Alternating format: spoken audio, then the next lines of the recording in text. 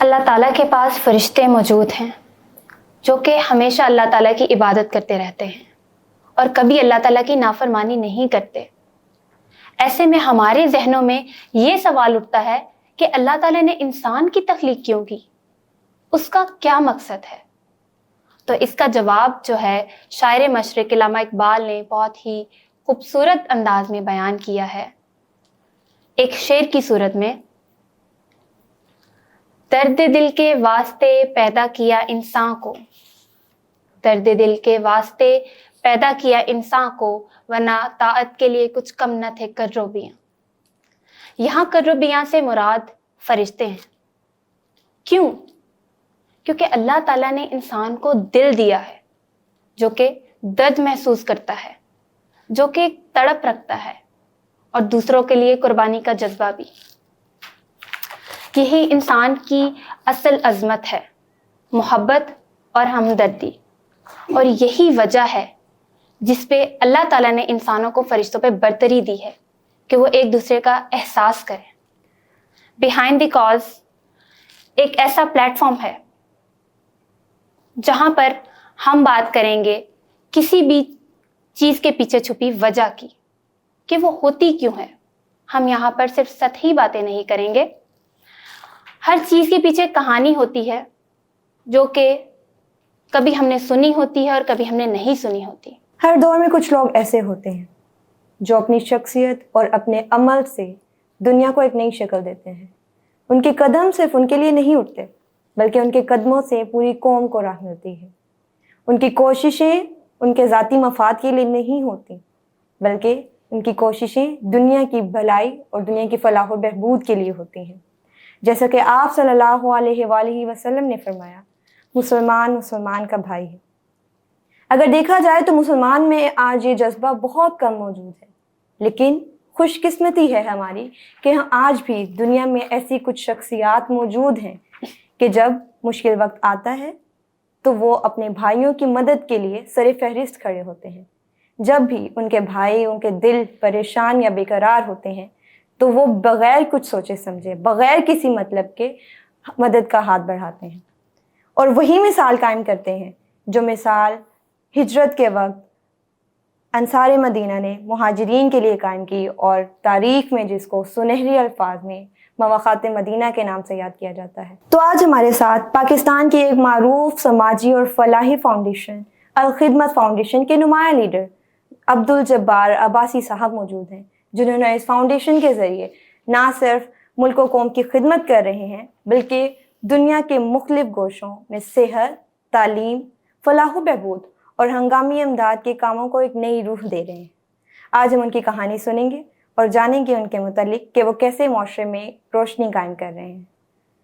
السلام علیکم سر، کیسے ہیں آپ؟ وعلیکم السلام، الحمدللہ خیریت، بالکل ٹھیک۔ سر، آپ کے ساتھ گفتگو کا موقع ملنا ہمارے لیے ایک بہت اعزاز کی بات ہے اور ہم بہت شکر گزار ہیں کہ آپ نے اپنے قیمتی وقت میں سے لیے ہمارے لیے وقت نکالا، اور آج ہم آپ کے ساتھ اس behind the cause Raza x Manahil platform پر موجود ہیں۔ اور چلیے اب ہم آتے ہیں سوالات کے سلسلے کی طرف۔ تو سر، میرا آپ سے پہلا سوال یہ ہے کہ آپ کا الخدمت فاؤنڈیشن کے ساتھ سفر کا آغاز کیسے ہوا؟ آپ کیسے اس کے ساتھ جڑے؟ جی بہت بہت شکریہ۔ ایک تو آپ نے اس موضوع کو رکھا ہے خدمت خلق کو، تو اس کے لیے میں بہت شکر گزار ہوں کہ آپ نے ایک اہم موضوع کو آج کا ٹاپک رکھا ہے، اور اس میں جس طرح آپ نے شعر پڑھا کہ یہی ہے عبادت، یہی دین و ایمان، کہ کام آئے دنیا میں انسان کے انسان، تو یہی ایک موٹو جو ہے اس کو لے کر الخدمت فاؤنڈیشن پاکستان میں شامل ہوا۔ اور بیسیکلی تو میں ایک بزنس مین ہوں، اپنا بزنس کرتا ہوں میڈیسن کا۔ تو جب ہم میڈیسن میں بزنس کرتے ہیں یا کسی بھی فیلڈ میں جاتے ہیں تو ہم کوشش کرتے ہیں کہ زیادہ سے زیادہ ارن کریں، زیادہ سے زیادہ پیسہ جمع کریں اور اپنی ساکھ کو بڑھائیں۔ تو یہ ایک دنیا کا ایک نظام ہے جو کہ اس کے مطابق ہم چلتے ہیں۔ لیکن جب میں سوچتا تھا کہ آخر یہ سب کچھ کر لینے کے بعد بھی انسان کیا ہے، بالآخر اس نے قبر میں جا کے سو جانا ہے اور یہاں جو کچھ کیا ہے وہ سب یہیں رہ جانا ہے، تو اس دنیا کا مقصد کیا ہے؟ تو جب انسان اس بارے میں سوچتا ہے کہ یہ دنیا کیوں بنائی گئی ہے، اس کا مقصد کس لیے ہے، تو پھر مجھے قرآن کی وہ آیت جو تھی ارأیت الذی یکذب بالدین فذلک الذی یدعو الیتیم ولا یحض علی طعام المسکین، جب ہم یہ روزانہ پڑھتے ہیں اپنی نمازوں میں لیکن تھوڑا سا اس پہ غور کریں تو اندازہ ہوتا ہے کہ اگر آپ یتیم کے ساتھ برتاؤ اچھا نہیں کرتے، اگر آپ مسکین کو کھانا کھلانے کی ترغیب نہیں دیتے، اگر آپ کسی دوسرے کے کام نہیں آتے، تو اللہ تعالیٰ کہتا ہے آپ کا دین نہیں ہے. اللہ تعالیٰ آپ کے دین کی جو آپ کہتے ہیں کہ میں اسلام پہ قائم ہوں، مسلمان ہوں، اس کو بھی قبول کرنے کے لیے تیار نہیں ہے اگر آپ اس کے بندوں کی خدمت نہیں کرتے. تو یہ سوچ لے کر میرے ذہن میں آیا کہ ہم نے اتنا جو ہم جدوجہد کرتے ہیں اپنے کاروبار میں، اپنے بزنس میں، تو ہم کیوں نہ اس کے ساتھ ساتھ اپنی آخرت سنوارنے کے لیے، اور اللہ تعالیٰ نے جس مقصد کے لیے ہمیں یہاں پیدا کیا ہے کہ ہم ایک دوسرے کے لک آفٹر کریں، ہم کسی پلیٹ فارم کو جوائن کریں. تو پھر میں نے الخدمت فاؤنڈیشن کو جوائن کیا، تقریباً 15 سال سے اس کے ساتھ منسلک. ماشاء اللہ. وہ سب سے پہلا لمحہ کہ جب آپ کو محسوس ہوا ہو کہ آپ کی زندگی کا اصل مقصد دنیا اور مسلمانوں کی خدمت کرنا اور لوگوں کی خدمت کرنا ہے، تو آپ تھوڑا سا یہ شیئر کریں. دیکھیں، یہ تو کوئی ایسا لمحہ تو میرا یاد اس طرح میں نہیں کر سکتا. یہ ایک ان بلٹ قسم کی ایک چیز ہوتی ہے جو آپ کے اندر سے آپ کو پکار کے کہتی ہے کہ آپ نے یہ سلسلہ کرنا ہے. تو اس سلسلے میں کچھ عرصے سے، یعنی الخدمت فاؤنڈیشن میں آنے سے پہلے بھی میں اسٹوڈنٹ اسکالرشپ پہ کام کرتا تھا. جن اسٹوڈنٹس کے پاس اپنی فیس دینے کو پیسے نہیں ہوتے تھے ان کے لیے ہم کرتے تھے. تو یہ ہم جب مختلف بچوں کے انٹرویو کرتے تھے تو ہمیں اندازہ ہوتا تھا کہ ان کے فیملی حالات کیا ہیں، ان کے بیک گراؤنڈ حالات کس طرح کے ہیں. اور ہمارے بچے یہ بتایا کرتے تھے کہ ہم صبح کا ناشتہ نہیں کرتے، اس کے بغیر ہم یونیورسٹی اور کالج آتے ہیں کیونکہ ہمارے پاس اتنے پیسے نہیں ہیں، اور ہم صرف میس کے جو پیسے ہیں وہی بڑی مشکل سے ادا کرتے ہیں. اس میں ہم ایک وقت کا کھانا کھاتے ہیں اور کبھی 2 وقت کا کھانا کھاتے ہیں. تو یہ چیز تھی جس نے مجھے مجبور کیا کہ مجھے مزید آگے آ کے اس سلسلے میں اپنے ٹائم کو زیادہ انویسٹ کرنا چاہیے اور فلاحی کاموں میں زیادہ توجہ دینی چاہیے تاکہ لوگوں کے مسائل جو ہیں وہ کم ہو سکیں. سر، اگر دیکھا جائے بیسیکلی جیسے آپ نے ابھی کہا کہ یہ انسان کے اندر سے آواز آتی ہے کہ آپ لوگوں کی خدمت کریں اور آپ خود کو لوگوں کے لیے سرو کر دیں، تو اللہ تعالیٰ نے ہر انسان کو جو ہے اسی جو ہے بنیاد پر بنایا ہے. تو لیکن کچھ لوگ ہوتے ہیں جو اس آواز کو نہیں سنتے اور کچھ لوگ ہوتے ہیں جو اس آواز کو سنتے ہیں اور لوگوں کی مدد کرتے ہیں اور یہ سب کچھ. تو آپ کو کبھی ہمارے معاشرے میں جو ہے مطلب بہت اس طرح کے جو لوگ ہیں وہ بہت کم ہیں جو کہ اس لیول پر جو انسان کی خدمت کے لیے، جو انسانیت کی خدمت کے لیے کام کر رہے ہیں. تو اگر یہ آواز ہر کوئی سن لیتا اور اس پر عمل کر لیتا تو آج پاکستان میں کوئی مسئلہ نہ ہوتا اور کسی قسم کا کوئی مسائل نہ ہوتا اور انسان کو ایک دوسرے کی خدمت کی مطلب مدد کی بھی ضرورت نہیں ہوتی. یہ آپ کا بالکل کہنا جو ہے بالکل بجا ہے، کیونکہ انسان جو ہوتا ہے سیلف سینٹرڈ ہوتا ہے زیادہ تر. وہ اپنے ارد گرد گھومتا رہتا ہے اور اپنی خواہشات کو پورا کرنے کی تگ و دو میں لگا رہتا ہے، اور اس سلسلے میں وہ یہ نہیں دیکھتا کہ جائز کیا ہے، ناجائز کیا ہے، حلال کیا ہے، حرام کیا ہے. اور وہ آگے بڑھ کے دوسروں کا حق بھی مارتا ہے اور اپنے ترقی کا دینا یہی سمجھتا ہے کہ دوسروں کے اوپر پیر رکھ کے وہ آگے سے آگے بڑھ جائے. جبکہ ہمیں جو کانسیپٹ اخلاقیات دیتی ہے، مذہب دیتا ہے، وہ یہ کانسیپٹ نہیں ہے. وہ کانسیپٹ یہ ہے کہ آپ دوسروں کو اٹھائیں گے تو آپ خود اسے اٹھیں گے. کل میں ایک ویڈیو دیکھ رہا تھا، کسی صاحب نے بنائی تھی، بڑی اچھی بنائی، کہ وہ کتاب دی بچے کو، شاید آپ نے بھی دیکھی ہو. اس نے بچے کو کہا کہ آپ یہ کتاب نیچے رکھیں، تو بچے کو جھک کے کتاب رکھنی پڑی. تو اس نے کہا کہ نہیں، اس کتاب کو اوپر اٹھائیں اور اوپر اٹھائیں. تو وہ مزید اپنے ہاتھ اوپر اٹھاتا رہا تو خود بھی اٹھتا رہا. تو اس نے کہا دیکھیں اگر آپ جب دوسروں کو آپ اٹھائیں گے تو آپ خود بھی اوپر اٹھیں گے.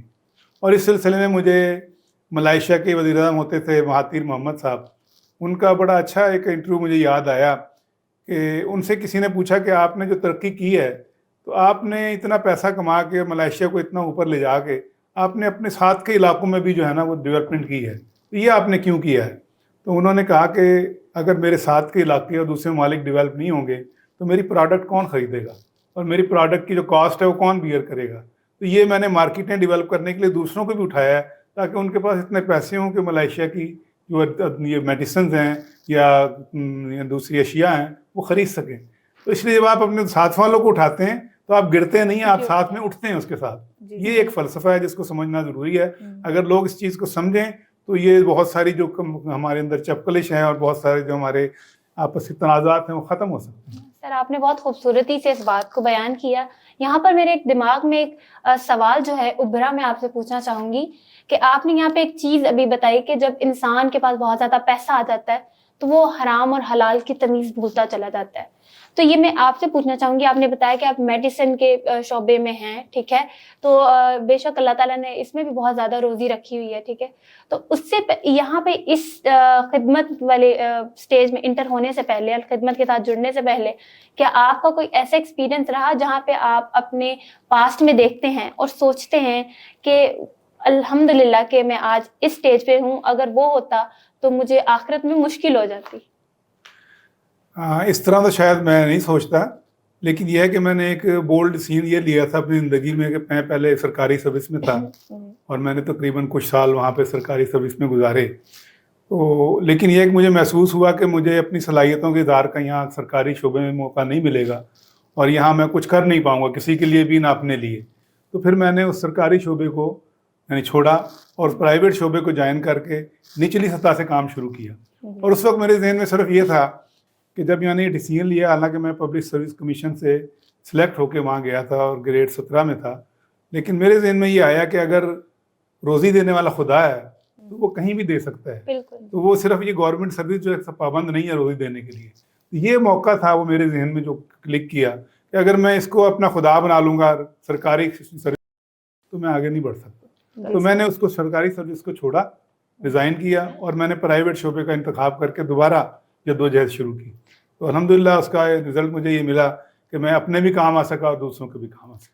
سر یہ بات اگر ہر کوئی سمجھے تو کیا ہی بات ہے. اگر اگلا سوال سر میرا آپ سے یہ ہے کہ جو الخدمت فاؤنڈیشن ہے پاکستان کی بڑی ویلفیئر تنظیموں میں سے ایک ہے، تو آپ یہاں فیصل آباد میں اس کا سارا نظام جو ہے آپ دیکھتے ہیں، تو آپ کی نظر میں الخدمت فاؤنڈیشن کا کیا ایک بنیادی فلسفہ ہے کہ بیسک بنیاد اس کی کیا ہے جس کے لیے کام کر رہی ہے؟ دیکھیں، الخدمت فاؤنڈیشن کا جو مشن ہے وہ تو یہ ہے کہ انسانیت کی خدمت بلا تفریق اور تمیز کے. اس میں نہ مذہب دیکھا جائے گا، نہ اس میں جینڈر دیکھا جائے گا، نہ اس میں جو علاقہ دیکھا جائے گا. جو بھی انسان کسی مصیبت کا شکار ہے، چاہے وہ مسلمان ہے، عیسائی ہے، ہندو ہے، سکھ ہے، اور کسی بھی علاقے سے تعلق رکھتا ہے، چاہے وہ یعنی پاکستان میں یا پاکستان سے باہر ہے، تو جہاں بھی ہے الخدمت فاؤنڈیشن وہاں پہنچ کے اس کے لیے امداد کرنے کے لیے، اس کو سہارا دینے کے لیے تیار ہے. یہ مشن ہے جو الخدمت فاؤنڈیشن کا ہے. میں نے اسی حوالے سے واقعی ہی یہ چیز میں نے دیکھی بھی ہے کہ ریگارڈلیس ریلیجن کے مذہب کے جانے بغیر یا الخدمت فاؤنڈیشن کو ہر جگہ خدمت کرتے دیکھا ہے، اور لوگ بھی اسی طرح سے بغیر مذہب کو درمیان میں لائے جو ہے الخدمت فاؤنڈیشن سے بہت پیار کرتے ہیں، اس لیے انسانیت کی جو ہے خدمت کرتی ہے. دیکھیں، جو مذہب کا اصل فلسفہ ہے نا وہ محبت ہے. بالکل. وہ ایک دوسرے کے ساتھ احسان ہے، تعلق ہے. تو اگر آپ اس فلسفے کو لے کے چلیں تو آپ کسی بھی مذہب کے ماننے والے ہوں، آپ بنیادی طور پر انسانیت سے محبت کریں گے. اور انسانیت میں پھر کوئی بھی مذہب، کوئی بھی علاقہ وہ چیز نہیں دیکھی جاتی. اور اس کو ہمارے مذہب اسلام نے بھی جو ہے وہ کافی اس کو بلند کیا ہے، اس کو اٹھایا ہے. آپ یہ دیکھ لیں کہ حضور صلی اللہ علیہ وسلم کے دور میں یہودی بھی آتے تھے آپ کے پاس، عیسائی بھی آتے تھے آپ کے پاس، تو کبھی انہوں نے ان کی خدمت کرنے میں یا ان کے ساتھ تعلق بنانے میں یعنی اس چیز کو آڑے نہیں آنے دیا. تو اسی فلسفے کو جو ہے الخدمت فاؤنڈیشن نے آگے بڑھایا ہے.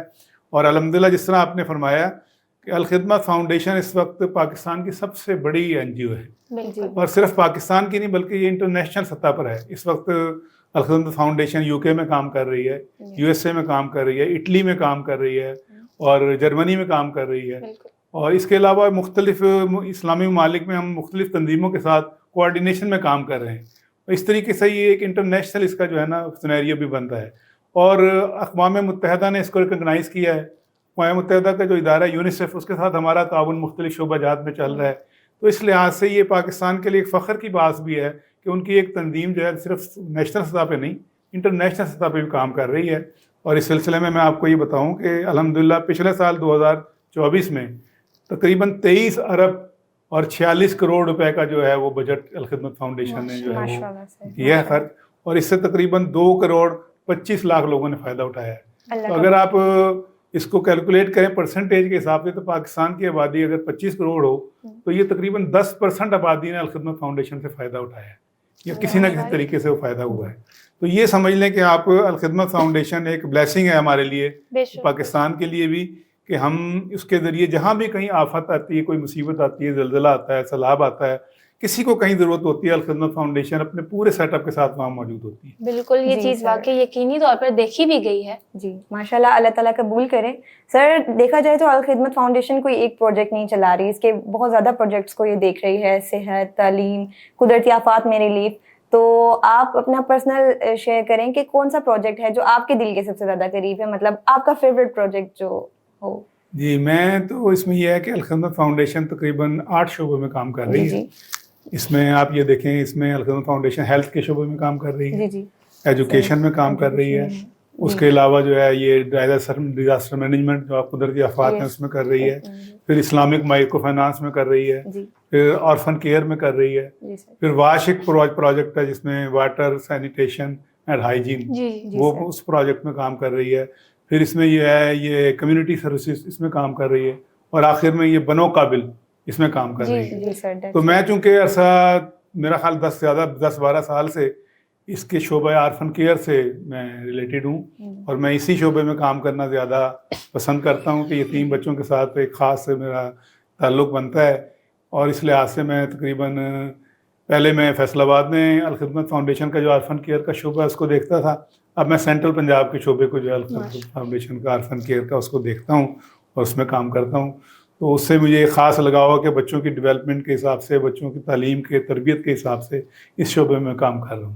جی سر ماشاء اللہ آپ بہت زیادہ عظیم کام کر رہے ہیں, اور اس کے ریلیٹڈ تو آپ صلی اللہ علیہ وآلہ وسلم نے بھی فرمایا ہے کہ جو انسان یتیم کی کفالت کرتا ہے وہ قیامت کے دن میرے ساتھ اس طریقے سے ہوگا جس طرح ہاتھ کی 2 انگلیاں ہوتی ہیں. تو اللہ تعالیٰ قبول کریں یہ چیز. اور ہر مشن میں آزمائشیں تو ہوتی ہیں. آپ نے آج تک آپ نے بتایا جیسے کہ بہت سارے پروجیکٹس پہ کام کیا ہے, بہت سارے, کوئی ایسا آپ واقعہ ہمارے ساتھ شیئر کرنا چاہیں جو آپ کے لیے ایک بہت بڑی آزمائش بنا اور آپ نے بہت حوصلے سے اس کو پار کیا ہو؟ سچ تو اس وقت میرے ذہن میں کوئی ایسی چیز نہیں آ رہی, لیکن یہ ہے کہ جو خاص طور پر جو ہمیں بزنسز میں جب ہم کرتے ہیں نا, تو اس میں بہت سارے ایسے لمحات آتے ہیں جس میں انسان جو ہے نا وہ دگمگاتا ہے. بالکل. اور وہ پیسہ دیکھ کے اس کا ذہن جو ہے نا وہ شیطان اس کو کوئی نہ کوئی ورگلاتا ہے, یہ کرتا ہے. تو یہ ایسے لمحات میں جو اپنے آپ کو قائم رکھنا اور اپنی انٹیگریٹی کو قائم رکھنا, اور یہ بالکل اپنے ذہن پہ یہ چیز طاری رکھنا کہ جو اللہ تعالیٰ کی طرف سے ملنا ہے وہ کوئی دوسرا لے نہیں سکتا, اور جو نہیں ملنا وہ کوئی دوسرا دے نہیں سکتا. بے شک. تو یہ ایسے لمحات جو ہیں زندگی میں آتے ہیں مختلف, جب ہم فیصلے کرتے ہیں ان فیصلوں میں اگر ذہن میں اللہ تعالیٰ کے یہ تصور ہمارے پاس موجود ہو, ان اللہ علی کل شیء قدیر, کہ وہ ہر چیز پر قادر ہے اور ہر چیز پہ وہ قدرت رکھتا ہے, اور وہ ہمارے لیے جو کرتا ہے وہ بہتر کرتا ہے, تو بہت ساری چیزوں سے ہمارا جو ذہن ہے مطمئن ہو جاتا ہے, اور ہم وہ ڈپریشن میں جانے سے یا مایوسی میں جانے سے بچ جاتے ہیں. تو یہ ایک فلسفہ جو ہے میں ذہن میں تازہ رکھتا ہوں ہر وقت. جی سر بے شک, انسان کی سب سے بڑی آزمائش یہی ہوتی ہے کہ وہ اپنے نفس پر کیسے قابو پاتا ہے. بالکل بالکل. ایک میں آپ سے سوال یہاں پہ کرنا چاہوں گی کہ آپ نے ابھی بتایا کہ آپ شعبہ جو مطلب آرفن ہینڈلنگ ہے, ٹھیک ہے, آپ وہ مینیج کرتے ہیں. تو سر کبھی کوئی مطلب ایسا واقعہ ہوا ہو کہ جس نے آپ کی بھی آنکھوں میں آنسو لا دیے ہوں, ٹھیک ہے, تو وہ میں چاہوں گی آپ ذرا ہماری آڈینس کے ساتھ شیئر کریں. جی دیکھیں, یہ تو اس قسم کے واقعات تو جب ہم ان فیملیز سے ملتے ہیں تو روزانہ ہی سامنے آتے ہیں, اور پتہ چلتا ہے کہ جو ہے وہ بہت سارے لوگ کس حالات میں زندگی گزار رہے ہیں. تو بہت ہی یعنی اس طرح کے حالات میں خاص طور پر جب باپ کا سایہ سر سے اٹھ جائے تو جو اس فیملی کا جو سٹرکچر ہے وہ پورا جو ہے تباہ ہو جاتا ہے. اور اس میں خاص طور پر ہمیں بڑی پریشانی یہ ہوتی ہے کہ ماؤں کو سپورٹ بھی کیا جائے اور بچوں کو بھی آگے لے کر چلا جائے. تو بہت ساری اس میں ایسی چیزیں آتی ہیں جس میں ہم بچوں کو, ماؤں کو جب گائیڈ کرتے ہیں کہ آپ اس طرح کریں, آپ اس طرح کریں, تو بعض دفعہ یہ پتہ چلتا ہے کہ وہ ان کے پاس کھانے کو بھی پیسے نہیں ہیں اور ان کے پاس گھر کو چلانے کے لیے بھی پیسے نہیں ہیں, تو ہماری وہ ہدایت پر کس طرح عمل کریں. تو بعض دفعہ اس میں جب یہ اس قسم کے واقعات وہ سناتی ہیں وہ خواتین, تو اس وقت عام طور پر جس میں یعنی ایک کپ کپی پیدا ہوتی ہے انسان کو, یا نا شکر کا ایک جذبہ پیدا ہوتا ہے اپنے بارے میں, اور ان کے لیے کچھ کرنے کی تحریک پیدا ہوتی ہے. جی سر, این جی اوز میں اکثر اکاؤنٹیبلٹی کا مسئلہ بہت زیادہ آتا ہے, تو الخدمت اس بات کو کیسے یقینی بناتا ہے کہ ٹرسٹ اور ٹرانسپیرنسی جو ہے یہ قائم رہے؟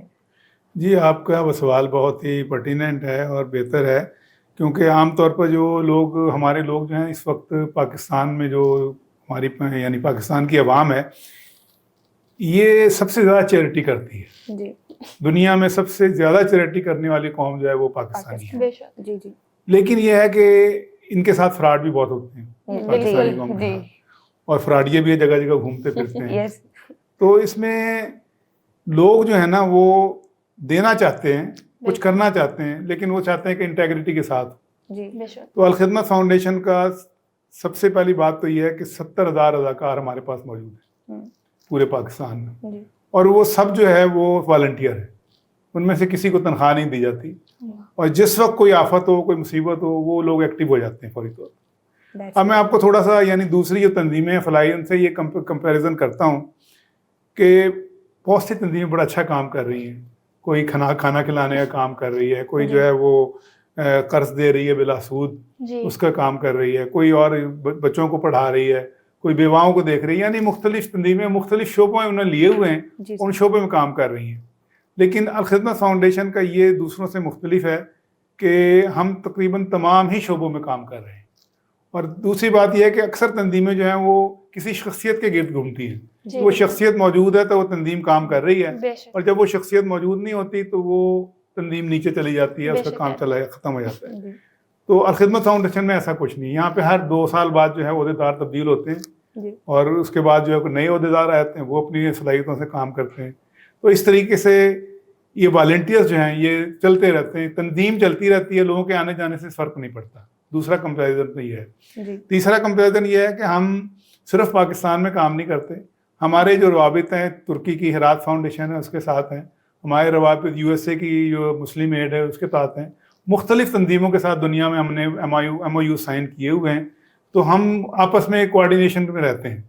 اور آپ کو یعنی میں بتاؤں کہ جب ترکی کا زلزلہ آیا پچھلے کچھ عرصہ پہلے، سالوں پہلے، تو انہوں نے کہا کہ آپ اپنی ڈیزاسٹر کی ٹیم جو ہے فوری طور پر بھیجیں. اور ہم نے کہا اچھا ٹھیک ہے کہ ان کے آپ ویزے لگائیں. انہوں نے کہا یہ آپ ویزوں کے بغیر ایئرپورٹ پہنچیں، ہم آپ کے لیے ویزے وہیں ارینج کریں گے. اور ایئرپورٹ پہ پہنچتے ہی انہوں نے ویزے دیے وہیں پہ، اور وہاں ان کو ٹیم نے کام کیا. اور انہوں نے پھر اس کے بعد پاکستان یعنی الخدمت فاؤنڈیشن کو ایوارڈ دیا تھا ترکی صدر نے کہ آپ نے سب سے اچھا کام کیا ہے. تو یہ مطلب انٹیگریٹی کا جہاں تک مسئلہ ہے نا جی، ہمارا ایک پورا نظام ہے. نظام اس طرح ہے کہ مثال طور میں کوئی پیسے یہاں اکٹھا کرتا ہوں، ڈونیشن لیتا ہوں، وہ ڈونیشن میرے پاس نہیں رہے گی، وہ ڈونیشن اس اکاؤنٹ میں آ جائے گی. وہ اکاؤنٹ لنک ہے ہمارے سینٹر کے ساتھ، اور وہ پیسے فوری طور پر سینٹر کے اکاؤنٹ میں شفٹ ہو جاتے ہیں. اس کے بعد جب ہم مختلف اخراجات کرتے ہیں تو پھر ہم ان کو ریکویسٹ کرتے ہیں کہ فلاں چیز کے لیے ہمیں اتنے پیسے چاہیے، تو وہ اس کے حساب سے ہمیں وہ چیز فنڈ جو ہے فراہم کرتے ہیں. تو ایک پورا آڈٹ کا نظام ہے، ایک پورا جو ہے اس کو چیک اپ کا نظام ہے جو چلتا رہتا ہے. اس میں مختلف مانیٹرنگ ٹیمیں ہیں جو وزٹ کرتی رہتی ہیں، پروجیکٹ کو دیکھتی رہتی ہیں کہ پروجیکٹ چل رہے ہیں نہیں چل رہے ہیں، وائبل ہیں کہ نہیں ہیں.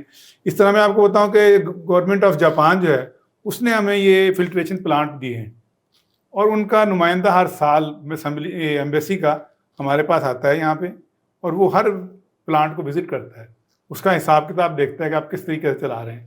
اور جب وہ مطمئن ہو کے جاتے ہیں تو وہ رپورٹ لکھتے ہیں اور بتاتے ہیں کہ الخدمت فاؤنڈیشن جو بہترین کام کر رہی ہے. وہ مزید پھر پلانٹس وہ ہمیں دیتے ہیں. تو اس طریقے سے ہمارا جو کولیبریشن ہے اس میں یہ انٹیگریٹی یہ تو نمبر 1 پہلو ہے، کیونکہ ہمیں جو لوگ کروڑوں اور اربوں روپے دیتے ہیں وہ انٹیگریٹی کی وجہ سے دیتے ہیں. تو اس انٹیگریٹی کا ہم خاص خیال رکھتے ہیں، اس کو کبھی مجروح نہیں ہونے دیتے. جی سر، دیٹس گریٹ. سر سیلاب اور جو قدرتی آفات ہیں، ٹھیک ہے، الخدمت فاؤنڈیشن ہمیشہ شانہ بشانہ ہوتی ہے لوگوں کے آگے بڑھ کر. ہمیشہ میں نے خود دیکھا ہے، مطلب ایک تو آپ جو بہت ساری ایسی چیزیں ہیں جو کہ صرف کیمرہ پر دکھائی جا رہی ہوتی ہے مگر اصل میں ایسے نہیں ہوتی. اس کی مثال آپ بھی جانتے ہیں، میں بھی جانتی ہوں، سب جانتے ہیں. تو میں آپ سے یہ پوچھنا چاہوں گی کہ اس سیلاب متاثرین ہیں، الخدمت فاؤنڈیشن ان کے ساتھ کیسے کام کر رہی ہے، مطلب کس لیول پر کام کر رہی ہے، اور آگے کیا منصوبے ہیں اس کے بارے میں؟ دیکھیں یہ الخدمت فاؤنڈیشن فلڈ میں آپ نے دیکھا ہی ہوگا، نیوز میں بھی دیکھا ہوگا کہ سب سے آگے ہے. اور الخدمت فاؤنڈیشن نے بڑے آرگنائز طریقے سے اس پورے سیلاب کے مسئلے کو لیا ہے. اور یہ نہیں ہے کہ ہیپیزرڈلی، اس میں یہ ہے کہ ہمارے پاس جو ڈیزاسٹر مینجمنٹ کا شعبہ ہے وہ ابھی کام نہیں کر رہا. وہ اگر کوئی مطلب مرحلہ نہیں بھی آیا تو وہ کام کرتا ہے. کس طرح کام کرتا ہے کہ اپنے ان جو ہمارے رضاکار ہیں ان کو تربیت فراہم کرتے ہیں. ابھی یہ سیلاب سے پہلے ہم نے چنیوٹ کے ذرائع چناب پہ اپنی ٹیموں کو بھیجا تھا ڈیزاسٹر مینجمنٹ کی. انہوں نے وہاں پہ کشتی رانی سیکھی، انہوں نے وہاں پہ سوئمنگ سیکھی، انہوں نے وہاں پہ لوگوں کو بچانے کے طریقے سیکھے. اور اس میں ہمارے ساتھ گورنمنٹ کا جو محکمہ ہے 1122 اس کا بھی تعاون شامل ہے, وہ بھی ہمیں ٹریننگ دیتے رہتے ہیں. تو ٹرین ٹیم ہمارے پاس ہر وقت موجود ہوتی ہے. یہ نہیں ہے کہ کوئی آفت آ گئی تو ہم بھاگ رہے ہیں دوڑ رہے ہیں, اس سے پہلے ہمارے پاس پورا یعنی نظام موجود ہے. تو اس میں اب آپ یہ دیکھیں کہ لوگ جاتے ہیں ٹرک لے کے کوئی امداد کا, اور وہاں لوٹ مار شروع ہو جاتی ہے. ایسا ہی تک پہنچے, ٹھیک ہے نا, یعنی امداد ان تک نہیں پہنچتی جن تک پہنچنی چاہیے. بے شک. الخدمت فاؤنڈیشن نے اس سیلاب کے متاثرین کے لیے باقاعدہ خیمہ بستیاں قائم کی ہیں. ان خیمہ بستیوں میں پہرے کا نظام ہے. اس میں جو ہے باقاعدہ آئیڈینٹی کارڈ ایشو کیے گئے ہیں وہاں کے جو متاثرین ہیں, سیلاب کے متاثرین. ان کو کہا گیا آپ جو کام کرتے ہیں, کاروبار کرتے ہیں, یعنی ملازمت کرتے ہیں, آپ جائیں, آپ کے بچے یہاں رہیں گے, آنے جانے والے کو اپنا یہاں پہ اندراج کرانا ہوگا گیٹ پہ, اپنا کارڈ جو ہے وہ دینا ہوگا, اور کارڈز کے بغیر کوئی انٹر نہیں ہو سکتا. تو وہ یعنی پیس آف مائنڈ سے اپنے کام پہ بھی جا رہے ہیں, اور ان کے بچے جو ہیں اور ان کی خواتین جو ہیں پیچھے یہاں پہ خیموں کے اندر بغیر کسی خوف کے رہ رہی ہیں. اور اس کے علاوہ ان کو وہاں کھانا مل رہا ہے, ان کو وہاں پانی مل رہا ہے, ان کو وہاں میڈیسن مل رہی ہے. یعنی پوری وہاں پہ میڈیکل سینٹر بھی قائم ہے, وہاں واش سینٹر بھی قائم, واش روم وغیرہ لیٹرینز بھی قائم ہے, وہاں جو ہے یہ پانی کا پلانٹ بھی موجود ہے. ہر چیز جو ضرورت کی وہاں پر موجود ہے, اور وہ ان کو مہیا کی جا رہی ہے. تو اب ہمارا جو اگلا مرحلہ ہے وہی مرحلہ ہے کہ ان کو آباد کاری کا ان کا مرحلہ کیا جائے. تقریباً 3000 مکانات تو مکمل طور پر تباہ ہو گئے ہیں, اور 6000 سے زیادہ جو مکانات ہیں ان کو جو ہے وہ جزوی طور پر نقصان پہنچا ہے. اور اس کے علاوہ لوگوں کا کاروبار ختم ہو گیا, لوگوں کا یعنی کپڑے لتے ہر چیز جو ہے سیلاب بہا کے لے گیا. یہ بہت بڑا ایک پروجیکٹ جو بعد میں بھی ہمیں لانچ کرنا پڑے گا ریہیبلیٹیشن کا, تو اس سلسلے میں ہم کام کر رہے ہیں. جی سر, دیٹس ویری گریٹ. ایکچوئل میں آج کل لوگوں کے اندر بھلائی اور بھائی چارے کا جذبہ بہت زیادہ ہے, لیکن اب جیسے ابھی یہ ریسنٹ اگر ہم سچویشن دیکھیں تو جیسے یہ سیلاب آیا تو بہت سارے لوگ امداد کرنا چاہتے تھے, لیکن وہ اس بات پہ ڈاؤٹ فل تھے کہ کیا یہ آگے تک پہنچے گی یا نہیں, سیلاب زدگان تک جائے گی یا نہیں. تو یہ بہت اچھی بات ہے کہ اگر ہر ایک چیز کو چیک اینڈ بیلنس رکھا جا رہا ہے اور وہ آگے ان تک جا رہی ہے جو ان کے جو ہے نا جن کو اس چیز کی ضرورت ہے. بالکل مناہل, یہی بات میں بھی ابھی سوچ رہی تھی کہ بہت سارے لوگ جو ہے ڈرتے ہیں, وہ کرنا بھی چاہتے ہیں مدد, کر نہیں پاتے. مگر میں نے یہ دیکھا کہ الخدمت فاؤنڈیشن پر لوگ بہت بھروسہ کرتے ہیں, کیونکہ واقعی ہی آپ ان کو کام کرتا ہوا دیکھتے ہیں. جی, ان کے پاس جتنی بھی ڈونیشنز اور فنڈز آتی ہیں آپ وہ لگتا ہوا اپنی آنکھوں سے دیکھ رہے ہیں.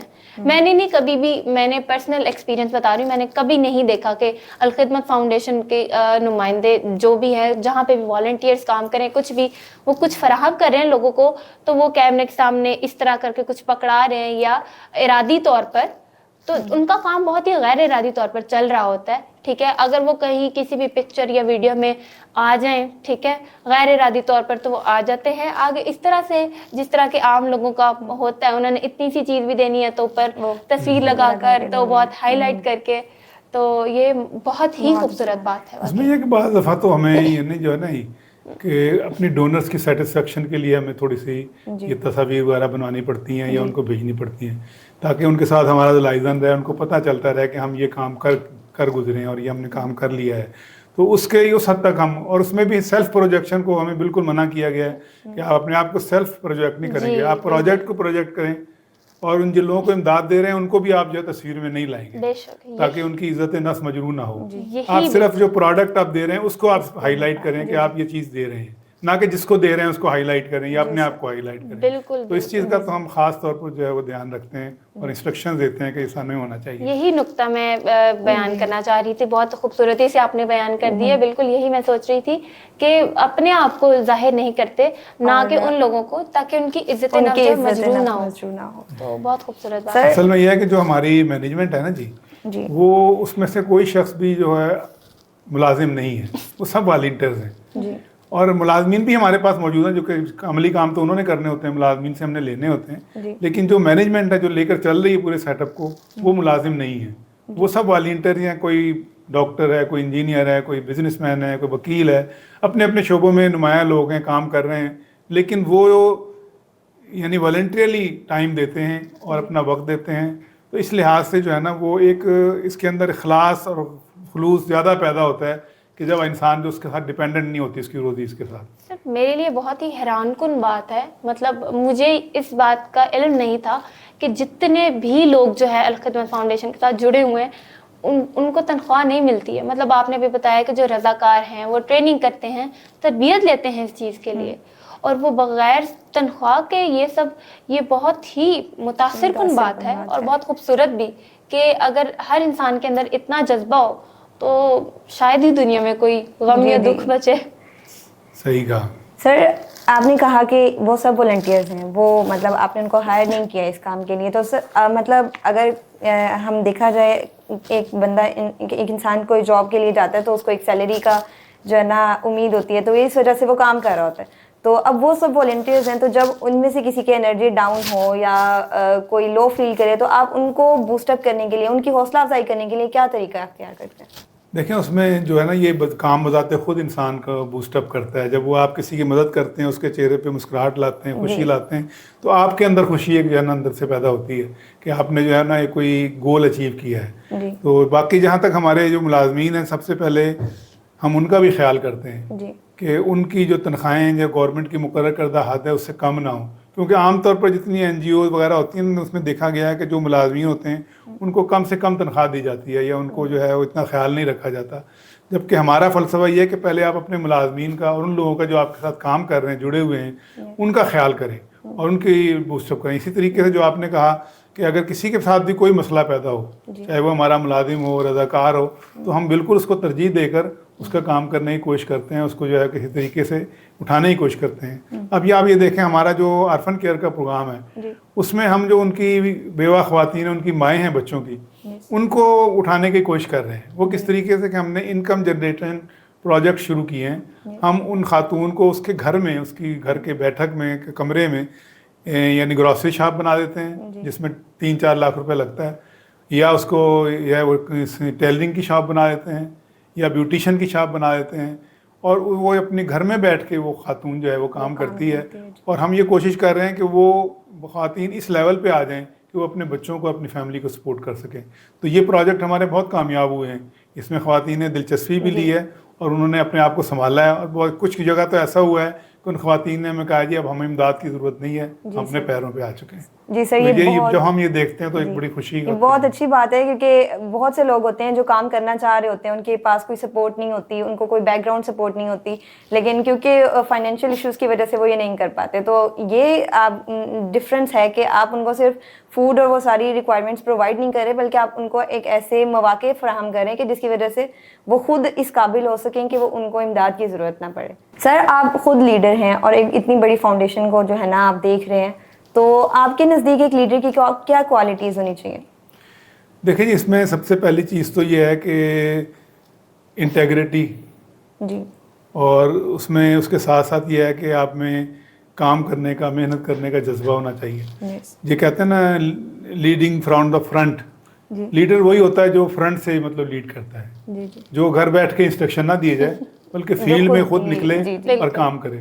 تو ہمارے جتنے لوگ ہیں, آپ یہ دیکھیں کہ ہمارے جو صدر ہیں ڈاکٹر حفیظ الرحمان صاحب, وہ یعنی ڈین ہیں فیکلٹی آف ہیلتھ سائنسز کے پشاور میں, لیکن وہ اب سیلاب زدہ علاقوں میں آپ کو ہر جگہ نظر آئیں گے. وہ یہاں پہ بھاولپور بھی پہنچے ہیں, وہ کے پی کے میں بھی پہنچے ہیں, وہ کراچی بھی پہنچے ہیں, یعنی ہر جگہ جہاں ضرورت ہے وہاں پر وہ جا رہے ہیں, اپنا کام چھوڑ کے, اپنا جاب چھوڑ کے, صرف اس لیے کہ وہ, یہ ایک لیڈر کی کوالٹی یہ ہوتی ہے کہ وہ میدان میں ہو جس وقت اس کی ضرورت. بالکل سر. سر اب اگلا کوسچن جو میں آپ سے پوچھنے جا رہی ہوں, اگلا سوال بہت ہی اہم آج کے دور کے حوالے سے بھی. سر حال ہی میں جو الخدمت فاؤنڈیشن ہے غزہ کے لیے بہت ساری امداد بھیج رہی ہے, ہمارے مسلمان بہن بھائی جو کہ ظلم و ستم کا شکار ہیں وہاں پہ. تو اس حوالے سے میں آپ کو جاننا چاہوں گی, دل بھر آتا ہے ان کے بارے میں بات کرتے ہوئے بھی. تو ہمارے بہن بھائی جو اتنی مشکلات سے وہاں گزر رہے ہیں, الخدمت فاؤنڈیشن کیا کردار ادا کر رہی ہے, کس طرح سے؟ الخدمت فاؤنڈیشن پہلے دن سے ہی وہاں پر موجود ہے, غزہ کے اندر موجود ہے. وہ کس طرح موجود ہے کہ ہمارے ساتھ جن تنظیموں کے ساتھ, ترکی کی تنظیموں کے ساتھ ہم لوگ کولیبوریٹ کرتے ہیں اور کوآرڈینیشن ڈیولپ ہے, چونکہ ترکی نے اسرائیل کو تسلیم کیا ہوا ہے تو اس لیے ان کے لوگ وہاں پر اندر موجود ہیں. تو ہم جو امداد بھیجتے ہیں وہ ان لوگوں تک, ان کے ذریعے ہم جو ہے غزہ میں تقسیم کرتے ہیں. اب ایک سوال یہ پیدا ہوتا ہے کہ بارڈر تو بند ہے, آپ کس طرح امداد پہنچاتے ہیں؟ اس میں یہ ہے کہ ایک صرف رفح کا بارڈر ہی نہیں ہے, اور بارڈر بھی موجود ہیں, اور اس میں یہ ہے کہ بعض دفعہ بارڈر کھلتے بھی ہیں. تو جب کھلتے ہیں تو ہمارے جو ٹرکس ہوتے ہیں وہاں پر اندر پہنچ جاتے ہیں. اس کے علاوہ بہت سارے جو فلسطینی مہاجرین ہیں وہ کیمپوں میں غزہ سے باہر مصر میں موجود ہیں, لبنان میں موجود ہیں, ان کو بھی ہم لوک آفٹر کر رہے ہیں. اور اس کے علاوہ جو بچے تعلیم حاصل کر رہے تھے لیکن وہ ان کے ادارے تباہ کر دیے گئے, ان کی تعلیم نامکمل رہ گئی, خاص طور پر ڈاکٹرز جو کہ کوئی دوسرے سال میں تھا, کوئی چوتھے سال میں تھا, تو کوئی تیسرے سال میں تھا, ان بچوں کو ہم یہاں پر لے کر آئے پاکستان میں, اور ان کو ہم جو یہاں پہ مختلف اداروں میں داخل کرایا ہے میڈیکل کالجز میں, اور وہ ڈاکٹر بن رہے ہیں. اسی طریقے سے مختلف دوسرے جو شعبے ہیں ان کے لیے بھی ہم امداد جو ہے ان کو فراہم کر رہے ہیں. خاص طور پر آپ یہ دیکھیں کہ جو یعنی میڈیکل کے شعبے میں جو ڈاکٹرز آئے ہیں ان میں بہت سارے کمپلیٹ کر کے پھر واپس بھی جا رہے ہیں. تو اسی طریقے سے جو ہم غزہ میں کام کر رہے ہیں وہ رفح بارڈر کے علاوہ دوسرے بارڈر سے بھی ہم امداد پہنچانے کی کوشش کر رہے ہیں. اب یہ 100% وہاں امداد پہنچانا وہ آسان کام نہیں ہے, وہ بہت مشکل کام ہے, لیکن اس کے لیے ہماری کوششیں جاری رہتی ہیں. اور ہم وہاں پر امداد ہماری یعنی ہمارا ایک ڈپو جو ہے وہاں پر مصر میں موجود ہے, لبنان میں موجود ہے, وہاں ہمارے پاس اشیاء اکٹھی رہتی ہیں. جیسے ہمیں موقع ملتا ہے اور کوئی موقع ہوتا ہے ہم امداد کو وہاں پر پہنچا دیتے ہیں. تو یہ ہم شروع دن سے رفح کے اپنے متاثر بھائی جو ہیں ان کے لیے, بہنوں کے لیے کام کر رہے ہیں, اور انشاءاللہ کرتے رہیں گے آئندہ بھی. اور ہماری کوشش یہ ہے کہ وہاں, بلکہ سب سے بڑی کوشش اس وقت ہماری یہ ہے کہ وہاں پر جو زخمی بچے, عورتیں اور بوڑھے ہیں ان کو کسی طریقے سے ہم نکال کے لائیں اور یہاں پاکستان میں ان کا علاج معالجہ کریں. اس کے لیے ہم نے گورنمنٹ آف پاکستان سے ریکویسٹ بھی کی ہے کہ آپ ہمیں فیسلٹیز فراہم کریں. گورنمنٹ نے ہمارے ساتھ کافی تعاون کیا ہے. ہم نے تقریباً یہ سمجھ لیں کہ 15-20 کارگو پلینس جو ہیں بھیجے ہیں خدمت فاؤنڈیشن نے, جس کو گورنمنٹ نے آرگنائز کیا ہے. گورنمنٹ نے ہمیں جو ہے وہ سپورٹ کیا ہے اور وہ دیے ہیں. اس طرح ہمارے جو اس سارے آپریشن کو ہمارے air marshal retired Arshad Malik صاحب دیکھ رہے ہیں, اور وہ سارے خود بھی جاتے رہتے ہیں, مصر میں جاتے رہتے ہیں, لبنان میں جاتے رہتے ہیں, اور ان کو ان چیزوں کی کوآرڈینیٹ کرتے رہتے ہیں. تو جس حد تک ممکن ہے ہم لوگ وہاں پر پہنچ رہے ہیں. جی سر, بہت تکلیف ہوتی ہے یہ دیکھ کر. ہم روزانہ کی بنا پر جو ہے تصاویر ہیں, ویڈیوز ہیں, ہم دیکھتے ہیں. ہمارے سامنے جو ہے ہمارے بہن بھائی, ٹھیک ہے, ان کو اتنی تکلیف میں وہ ہیں اور وہ بہت برداشت کر رہے ہیں. ہم ان کے لیے ہم دعا ہی کر سکتے ہیں, یا ہم اپنا حصہ ڈال سکتے ہیں ان کو ڈونیشن یا فنڈز بھیجنے میں کہ ان تک پہنچے کسی نہ کسی طرح. ایسے میں الخدمت فاؤنڈیشن کو دیکھنا کہ وہ ہماری طرف سے, ہمارے طرف سے جو ایک کردار ادا کر رہی ہے, تو اس سے ہمیں جو ہے تھوڑا سا سکون اندرونی طور پہ فیل ہوتا ہے کہ اللہ کا شکر ہے کہ اللہ تعالیٰ نے یہ موجود ہے ہمارے لیے. اس کام کے لیے اللہ تعالیٰ نے کسی کو مقرر کیا ہوا ہے. بالکل, ہم اپنے ضمیر کو جواب ہی نہیں دے سکتے تھے, ورنہ کہ ہم کیا کر رہے ہیں ان کے. فلسطینی جو ہیں وہ آپ نے ان کے ویڈیوز دیکھی ہوں گی کہ وہ پاکستان کو بہت زیادہ اہمیت دیتے ہیں اور پاکستان سے بہت محبت کرتے ہیں, اور وہ سمجھتے ہیں کہ دنیا میں اگر کوئی ان کا ساتھ دے سکتا ہے تو پاکستان ہے, اور وہ امیدیں بھی رکھتے ہیں. تو ہمیں ان کی امیدوں کو پورا کرنے کے لیے جدوجہد کرنی چاہیے, جس حد تک ہم کر سکتے ہیں کوشش کرنی چاہیے انشاءاللہ. سر, آج کل کی جنریشن کا جو سین ہے وہ یہ ہے کہ آج کل مطلب جو نوجوان ہیں ان کو بہت زیادہ چیلنجز کا سامنا کرنا پڑتا ہے. مطلب جب میں خود نوجوان ہوں تو ہمیں کسی چیز میں ڈاؤن فال ہم کا شکار ہوتے ہیں یا کسی چیز میں ناکامی کا شکار ہوتے ہیں تو ہم بہت زیادہ نگیٹیو ایموشنز جو ہے نا وہ ڈومیننٹ ہو جاتے ہیں. تو آپ جو ہے نوجوانوں کو کیا مطلب مشورہ دینا چاہیں گے کہ جس سے ان کا سوچنے کا اور اس چیز کا نظریہ ان کا جو ہے نا چینج ہو جائے؟ دیکھیں, یہ جو نوجوان ہیں نا وہ ان کے اندر ایک امنگ ہوتی ہے, کچھ کرنے کا جذبہ ہوتا ہے. اس جذبے کو اگر چینلائز کر دیا جائے تو جو بھی رزلٹ آپ حاصل کرنا چاہیں وہ کر سکتے ہیں. لیکن یہ ہے کہ ان نوجوانوں کو جو کہ آگے بڑھنا چاہتے ہیں, کسی بھی فیلڈ میں کام کرنا چاہتے ہیں, اپنے فیلڈ میں جو جدوجہد کرنا چاہتے ہیں, خدمت کے میدان میں آگے آنا چاہتے ہیں, دوسروں کو لک آفٹر کرنا چاہتے ہیں, اس میں یہ ہے کہ یہ جب آپ کس میدان میں قدم رکھتے ہیں تو مشکلات اور مصائب تو آتے ہیں. تو جب مشکلات اور مصائب آتے ہیں تو اس وقت انسان تھوڑا سا ڈپریس اپنے آپ کو محسوس کرتا ہے کہ شاید میری کوششوں کا نتیجہ نہیں نکلنا. لیکن یہ ہے کہ اگر آپ مایوس ہو کے بیٹھ جائیں گے تو اس کا مطلب ہے کہ آپ اپنا میدان چھوڑ دیں گے. آپ میدان میں قائم رہیں گے تو اسی میدان میں آپ کو موقع ملتا ہے کہ آپ آگے بڑھتے ہیں, اور آپ جو ہے نا اس کو کسی نہ کسی طرح پر اپنے آپ اچیومنٹ کر لیتے ہیں اپنے گول کو. تو یہ جو پیسیمزم ہے, جو انسان کی صلاحیتوں کو ختم کرنے والی چیز ہے, اس کو کہتے ہیں قنوطیت مایوسی، یہ شیطان کا حربہ ہے بہت بڑا. جب وہ آپ کو کسی کام سے روکنا چاہتا ہے اچھے کام سے، تو وہ آپ کے اندر ایک قنوطیت اور مایوسی پیدا کرتا ہے. یہ مایوسی آپ کے لیے بھی نقصان دہ ہے، معاشرے کے لیے بھی نقصان دہ ہے. تو قنوطیت اور یہ جو مایوسی ہے اس سے بچیں. آپ جو بھی اپنے جدوجہد کریں، آپ کا فرض جو ہے وہ یہ ہے کہ جدوجہد کرنا. تو رزلٹ لانا یہ اللہ تعالیٰ کے ذمہ ہے، کیونکہ ایک دنیا کا ایک نظام ہے. اس نظام کے اندر جو ہے وہ چیزیں ہمیں اس طرح نظر نہیں آ رہی ہوتی جس طرح ہو رہی ہوتی ہیں. بعض چیزیں اس طرح ہوتی ہیں جو قدرت کی طرف سے مقدر ہوتی ہیں کہ اس طریقے سے ہونی ہیں، ہمیں نظر تو نہیں آ رہی ہوتی لیکن ہم کوششیں کرتے ہیں. تو ہمارا کام کوشش کرنا ہے ان اصولوں اور ضوابط کے مطابق جو اخلاقیات ہمیں سکھاتی ہے، جو مذہب سکھاتا ہے، جو معاشرہ ہمیں سکھاتا ہے. اس کے بعد رزلٹ جو ہے آتا ضرور ہے، کبھی بعض دفعہ دیر سے آ جاتا ہے، بعض دفعہ جلدی آ جاتا ہے. تو آپ کو اس جدوجہد کو پہم جاری رکھنا چاہیے. اب دیکھیں نا، ایک آپ درخت لگاتے ہیں، اگر کوئی توڑ جائے گا تو اس کا مطلب ہے کہ آپ دوبارہ نہیں لگائیں گے، آپ دوبارہ لگائیں گے، تیسری دفعہ لگائیں گے، آخر ایک دن وہ درخت بن ہی جائے گا، وہ پودا جو ہے.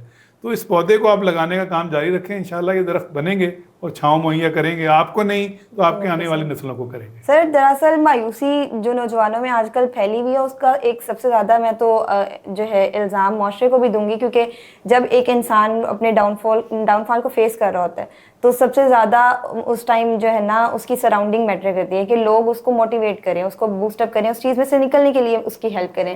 لیکن لوگ کیا کرتے ہیں، اس کا مذاق اڑاتے ہیں اور اس کو اور زیادہ اس حد تک لے جاتے ہیں کہ وہ جو ہے نا ٹوٹلی امید چھوڑ دیتا ہے. اگر اس میں 5% بھی کسی چیز کی امید ہو کہ نہیں میں اس کو کر لوں گا، تو وہ باتیں لوگوں کی اور لوگوں کے تانے اور وہ سب چیزیں وہ اس کو اور زیادہ جو ہے نا لو لے جاتی ہیں.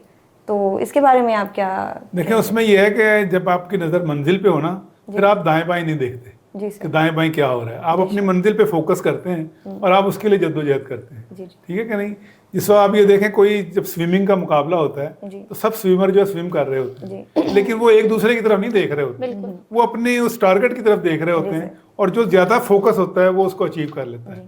تو اس لیے جو آپ کی زندگی میں لوگ کچھ بھی کہتے رہیں، دائیں بائیں ادھر ادھر، آپ کو اپنے جو ٹارگٹ ہے، جو منزل ہے، اس کو فوکس رکھنا ہے اور اس کو فوکس رکھ کے اپنے آپ کو آگے لے کے چلنا ہے. جب آپ اس منزل پہ فوکس رکھیں گے تو آپ جلدی آگے نکلیں گے.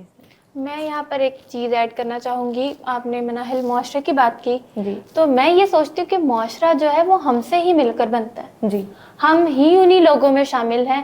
دراصل ہم اس چیز کو ریئلائز تب کرتے ہیں جب ہمارے ساتھ وہ چیز ہوتی ہے. جب کسی دوسرے کے ساتھ وہ چیز ہوتی ہے تب ہم بھی انہی لوگوں میں شامل ہوتے ہیں جو کہ تنقید کر رہے ہوتے ہیں. تو یہ چھوٹی سی تبدیلی ہے. اگر ہم اپنے اندر سے شروع کریں گے، اپنے آپ سے شروع کریں گے، تو میرے خیال سے معاشرہ بہتر ہو سکتا ہے، اور یہ جو ڈپریشن ہے یا جو بھی ہے آج کل کے مسائل، وہ کم ہو سکتے ہیں. بالکل.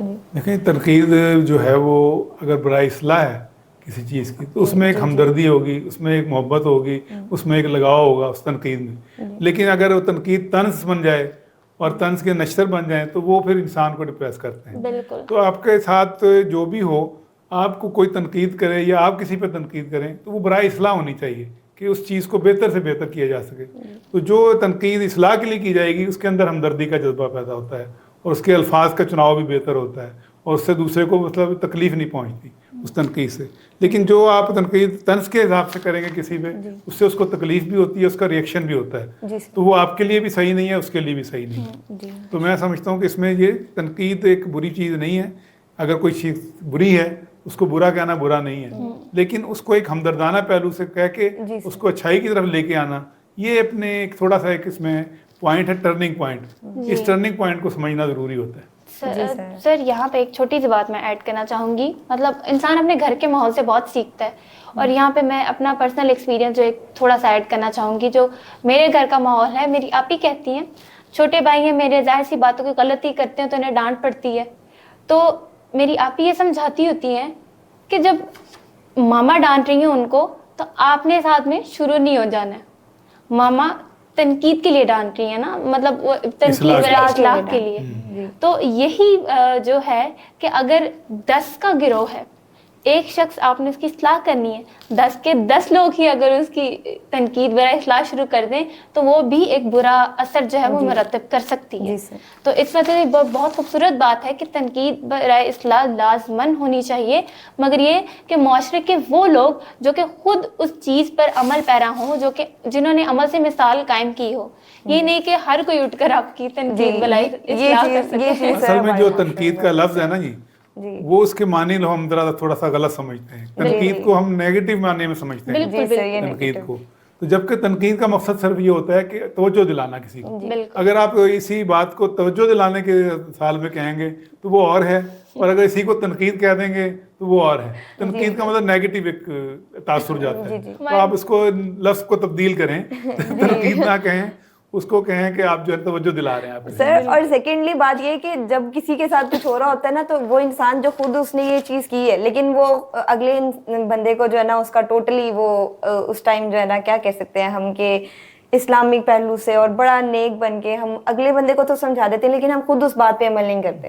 اور وہ انسان بھی اس ٹائم یہ فیل کر رہا ہوتا ہے کہ اس نے اس ٹائم پہ یہ چیز کی تھی، لیکن آج مجھے یہ سمجھا رہا ہے کہ یہ وہ کام غلط ہے. تو ہمیں پہلے اپنے گریبان پہ جھانکنا چاہیے اور پھر ہمیں کسی اور کو. جیسے وہ کسی نے کہا ہے نا کہ جی وہ ہر بندہ تو یہ سوچتا ہے کہ حق اچھا، پر حق کے لیے کوئی اور مرے تو اور اچھا. تو مطلب اور دوسرے حق کا کام، اچھائی کا کام کرتے رہے، مجھے نہ کوئی کچھ کہے. جبکہ اصلاح جو ہے وہ خود سے فرد سے شروع ہوتی ہے، پھر اجتماع کی طرف جاتی ہے. یہ نہیں ہوتا کہ سب صحیح ہو رہے ہیں اور آپ جو ہے وہ کہیں کہ سب صحیح ہو جائیں اور میں جو مرضی کرتا رہوں. سر یہی نا آج کل لوگ یہی چاہتے ہیں کہ بھئی ہم جیسے ہیں ہم ویسے ہی رہیں، اگلا بندے سارے معاشرہ ہمارے مطابق ہو. تو یہ بہت ایک بڑا فیکٹر ہے ہماری سوسائٹی کا. سر میرا آپ سے اگلا سوال ہے کہ آپ اگلے چند سالوں میں الخدمت فاؤنڈیشن کو آپ کہاں دیکھتے ہیں؟ کیا ویژن ہے اس کا، اور آپ اس کا سوسائٹی پہ کیا اثر دیکھنا چاہتے ہیں کہ کیسے بہتر ہو؟ دیکھیں، ہم نے جو وہ الخدمت فاؤنڈیشن نے اقوام متحدہ کے ساتھ ہمارا ایک کولیبریشن ہے اس کے یونیسیف ادارے کے ساتھ، اس کے 17 گولز ہیں یونیسیف کے، جس میں ایلیویشن آف پاورٹی ہے، اور اس میں فراہمی اور خوراک کی فراہمی ہے، فوڈ فراہمی، اس میں جو ہے وہ کلینلینس ہے، اس میں پانی کی فراہمی ہے. یعنی 17 گولز ہیں مختلف، اور ہم ان 17 گولز کو فوکس کیے ہوئے ہیں کہ جو اقوام متحدہ نے سیٹ کیے ہیں کہ کسی بھی علاقے کو ڈیولپمنٹ کے لیے سسٹینیبل ڈیولپمنٹ کہا جاتا ہے اسے. سسٹینیبل ڈیولپمنٹ کے لیے 17 پوائنٹس پہ کام کرنا ہے. انہی 17 پوائنٹس کو جو ہے نا الخدمت فاؤنڈیشن نے اپنے ذہن میں رکھا ہے اور اس کو جو ہے وہ سامنے لے کے چل رہی ہے. اور دوسرا ابھی جو ہم نے نیا شعبہ جو ہے انٹروڈیوس کیا وہ بنو قابل کا ہے، جس کے بارے میں بتانا چاہوں گا کہ ہمارے نوجوان مایوسی کا شکار ہو رہے تھے، جاب لیس ہو رہے تھے، اور ان کو سمجھ نہیں آ رہی تھی کہ کریں کیا. تو اس چیز کو الخدمت فاؤنڈیشن نے محسوس کیا کہ ہم اس سلسلے میں کیا کر سکتے ہیں، کیونکہ نوجوان اس وقت ہمارے معاشرے کا 60 سے 65% حصہ ہے، اور یہ ایک بہت بڑا ایسٹ ہے ہمارا. اس ایسٹ کو ضائع نہیں ہونا چاہیے. تو ہماری مایوسی کی وجہ سے بچے دیکھیں باہر جا رہے ہیں، کوئی سمندروں میں بیچارے ڈوب رہے ہیں غیر قانونی طور پر جانے والے، کہیں دھکے کھا رہے ہیں. تو یہ ہمارے بچوں کو اس طرح ضائع ہوں، یہ ہم جو ہے نا وہ دیکھ نہیں سکتے.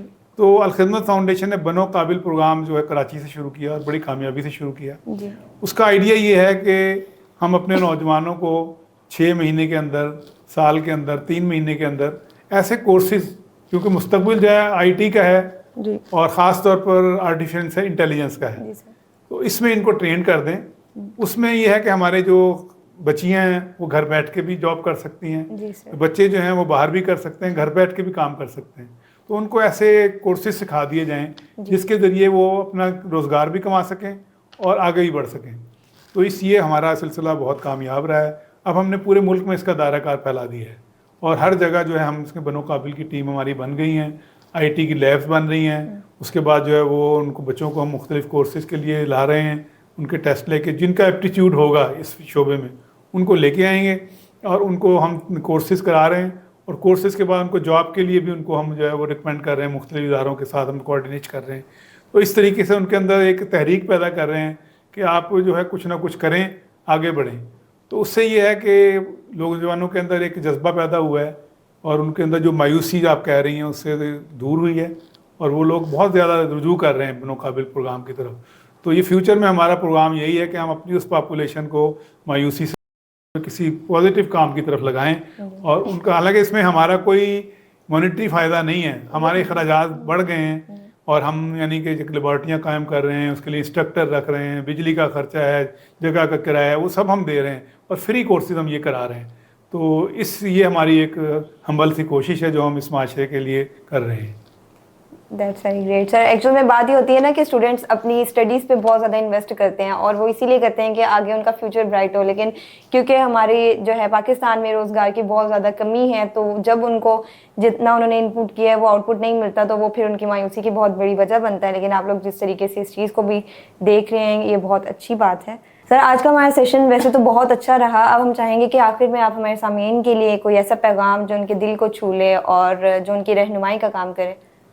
دیکھیں, میں اس میں حضور صلی اللہ علیہ وسلم کی ایک حدیث ہے جو کہ آپ نے اپنے پڑوسی کے بارے میں فرمائی ہے جی کہ صحابہ یہ کہتے تھے کہ حضور صلی اللہ علیہ وسلم اتنی تلقین کیا کرتے تھے اپنے پڑوسی کا خیال رکھنے کے بارے میں کہ ہمیں یہ شک ہونے لگا کہیں اس کو وراثت میں بھی حصہ نہ مل جائے پڑوسی کو. تو میں یہ اسی پیغام کے ساتھ یہ ختم کرنا چاہوں گا کہ اپنے پڑوسی کا خیال کریں. پڑوسی یہ نہیں ہوتا جو آپ کے ساتھ گھر کے ساتھ والا گھر ہو وہ پڑوسی ہے. آپ جس وقت جس کے ساتھ بیٹھے ہیں, جس کے ساتھ سفر کر رہے ہیں, جس کے ساتھ گزرے, جس کے ساتھ بھی آپ کا انٹریکشن ہے وہ اس کو آپ کا پڑوسی ہے. تو اگر آپ اس کا خیال کریں گے اور وہ آپ کا خیال کرے گا تو معاشرے کے اندر جو ہماری رنجشیں ہیں اور معاشرے کے اندر جو فرکشنز ہیں وہ ختم ہوں گی. جب ہم ایک دوسرے کا خیال کرنے لگیں گے تو معاشرہ جو ہے وہ آگے بڑھے گا. جس طرح میں نے پہلے کہا کہ جب ہم دوسروں کو اٹھائیں گے تو ہم خود بھی آگے اٹھیں گے. تو بس میں تو اس کے ساتھ ختم کرتا ہوں کہ آپ اپنے پڑوسی کا آپ خیال کریں. سر آپ کی زندگی کے سفر نے ہمیں بہت زیادہ جو ہے لیسنز دیے اور ہمیں یہ سکھایا کہ اصل زندگی جو ہے وہ اپنے لیے جینا نہیں ہے. اصل زندگی یہ ہے کہ آپ لوگوں کے لیے جئیں اور آپ اپنے نفس کو پیچھے چھوڑ کے آپ دنیا اور لوگوں کے کاموں میں لگ جائیں. اور اگر انسان اللہ تعالیٰ کی مخلوق کے کاموں میں لگ جائے تو اللہ تعالیٰ اس کے کاموں کو آسان کر دیتا ہے. تو بے شک آخر میں ہماری آڈینس کے لیے میں ایک ہی چیز کہنا چاہوں گی کہ آپ زندگی میں سبق ان لوگوں سے لیں جو کہ اپنی زندگی کو عمل سے مثال بنا دیتے ہیں, اور وہ وہی مثال آج ہم نے سر عبدالجبار عباسی صاحب سے ہم نے دیکھی اور سمجھی بھی. تو یہی تھا آج کی داستان عزم خدمت انسانیت کی راہ. شکریہ سر, آپ نے اپنے قیمتی وقت میں سے ہمارے لیے وقت نکالا اور آج کا ہمارا جو اتنا اچھا سیشن رہا اور ہم نے بہت سی نئی باتیں سیکھیں اور بہت سا ہم نے جو ہے نا آج ہمیں لیسنز ملے. So thank you so much for this, اور ملتے ہیں اگلی ایپیسوڈ میں. تب تک کے لیے اللہ حافظ.